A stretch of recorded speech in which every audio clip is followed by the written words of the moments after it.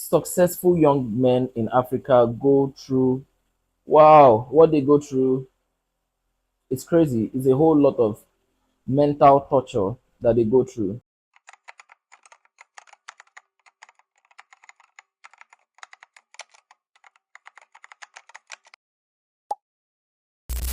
So when people try to visualize how young successful people are living, they think everything is all rosy. They're always happy. They're always, in a bubbly mood. They're always spraying and throwing money around. But in reality, it's not exactly like that. Successful young men in Africa go through, wow, what they go through, it's crazy. It's a whole lot of mental torture that they go through. Wow, just leaving the office at a few minutes to 8 p.m. I didn't even look at the time. I was just walking, and by the time I looked at the time, that was what even discouraged me to say, "Oh, I need to rest. Today is Friday. I can't still be working, up till this time. Patronize my businesses, guys. So this whole issue will be worth it, huh? Thank you." Black tax. Black tax is also called billing. The crazy thing about billing is that every person that's trying to reach out to you to tell you about their problems expects you to take their problems more serious than you should take your own problems. It's just so crazy. Your phone never rests. Like every minute, your phone is buzzing. And guess what? It's from one problem to the other. Everybody has problems. Hold on 1 second.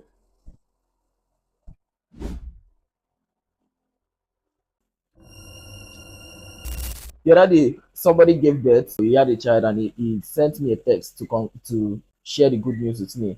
Hey, boss, I just gave birth to a baby boy, and I'm like, oh wow, congratulations! I'm so happy for you. And then the next day, this guy texted me again. Ah, boss, I gave birth to, and I'm like, yeah, you told me yesterday. I'm happy for you. I told him congratulations again from the beginning, and some days later, he couldn't hold himself, and he came and he said, boss, you didn't even send me any money for my child naming ceremony. And I was like, another crazy thing is that anywhere you go, people show you respect.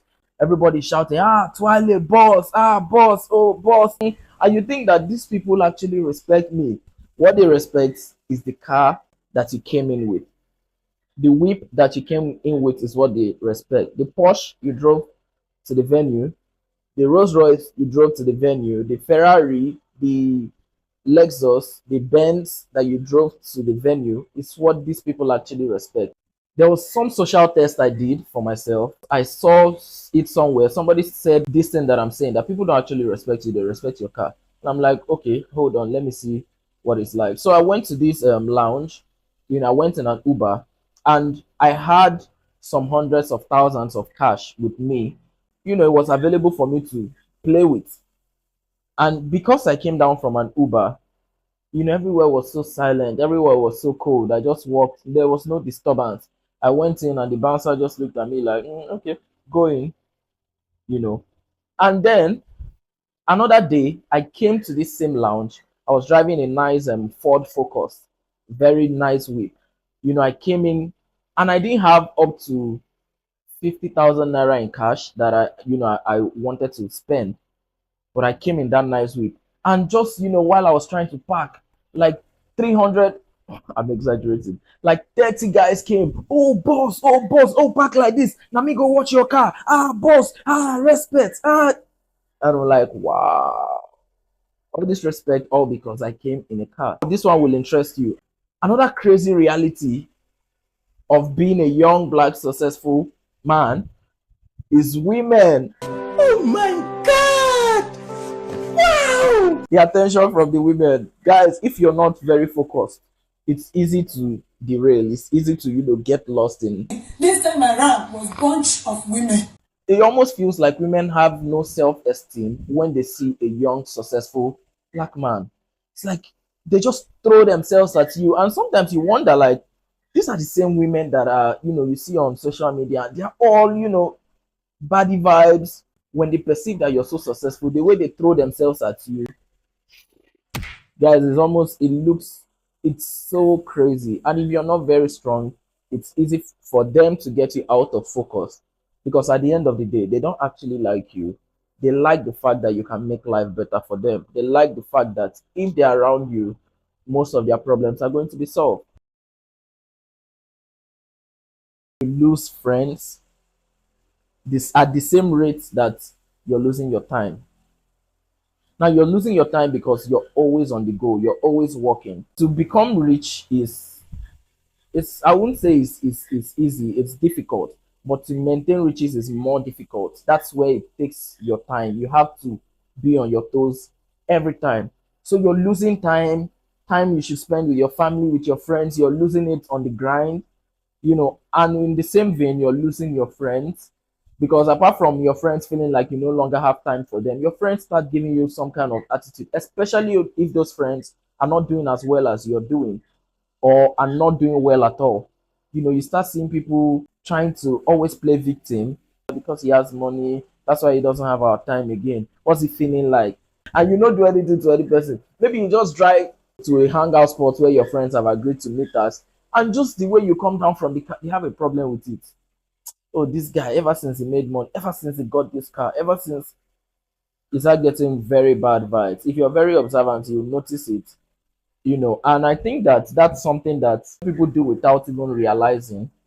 Some people show some kind of envy without realizing, but it takes extra conscious effort for people to control that spirit of envy if they see that you're doing better than them. So you start losing friends. There's a problem that you start facing, that problem of there's nobody to talk to. When you want to discuss with your friends, it feels like you're bragging to them. And they really don't like those vibes. So you start losing them. So if you're a young successful man, or if you're aspiring to be a young successful man, when you're with your friends that are on certain level, try to make the conversation to be on that level that they are. Don't come to a place where your friends probably don't have a car, and then you're gisting with them and you're talking about, oh, how your next dream car, the next car you're trying to get is a Rolls Royce. Oh, that you're trying to make sure that in 3 months' time you're getting this Rolls Royce. What do you expect? This person doesn't even have a Toyota Camry, and is looking at you like, are you trying to stunt on me? That's probably not your intention, but normal human mind, that's what they start thinking, that's what they start feeling. So no, just no, no, no, no, no.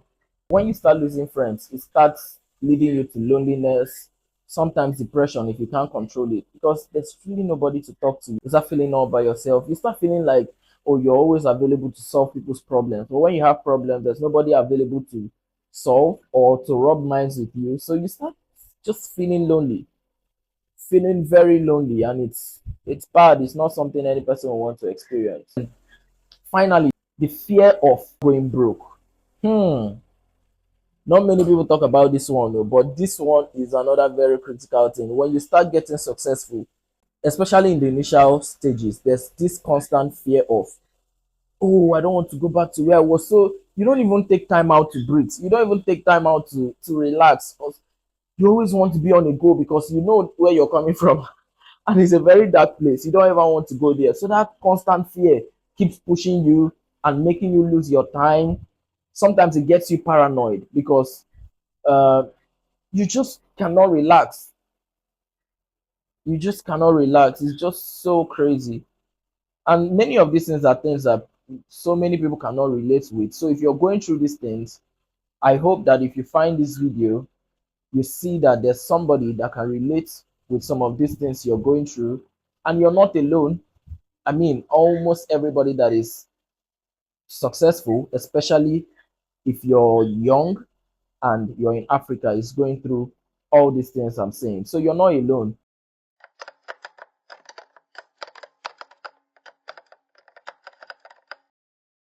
Nobody ever died from subscribing to someone's YouTube channel.